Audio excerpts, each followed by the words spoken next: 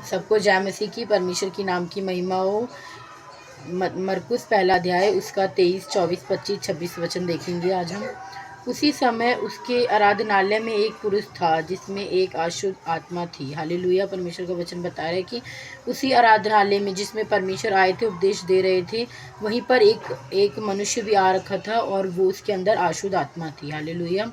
उस परमेश्वर ने उसको अपने पास बुलाया और बोला, उसने चिल्लाकर कहा यीशु को, वो जिसके अंदर दुष्ट आत्मा थी, उस मनुष्य ने परमेश्वर को चिल्ला के कहा, हे यीशु नासरी, हमें तुझसे क्या काम। हालेलुया। परमेश्वर ने यीशु ने उसको देखा और उसने आत्मा ने यीशु को देख के कहा, हे नासरी, मुझे तुझसे क्या काम, क्यों तू हमें नष्ट करने आया है। और वो आत्मा उसे बोल रही है कि तू क्यों मुझे नष्ट करने आया है, मैं तुझे जानता हूँ, तू कौन है, परमेश्वर का पवित्र जन। हालेलुया। वो दुष्ट आत्मा उससे कह रही है कि मैं तुझे जानती हूँ, तू पवित्र है और तू मुझे क्यों नष्ट करने आया है। हालेलुया।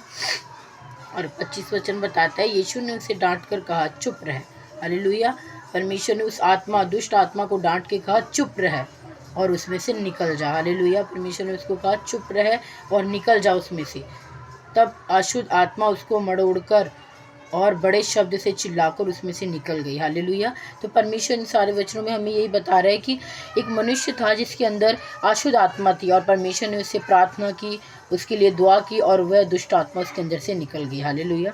तो परमेश्वर का इस वचन से हम यही बताना चाहते हैं कि परमेश्वर की आत्मा, परमेश्वर की सामर्थ्य में हम सब कुछ कर सकते हैं। हालेलुया। और परमेश्वर भी अशुद्ध आत्माओं को निकाल सकता है और नष्ट कर देता है। हालेलुया। तो परमेश्वर बता रहा है कि यीशु ने उस आदमी के अंदर से दुष्ट आत्मा निकाल दी। हालेलुया। क्योंकि वह पवित्र जन था। हालेलुया। तो परमेश्वर इस वचन से आप सबको आशीष करे। सबको जय मसीह की।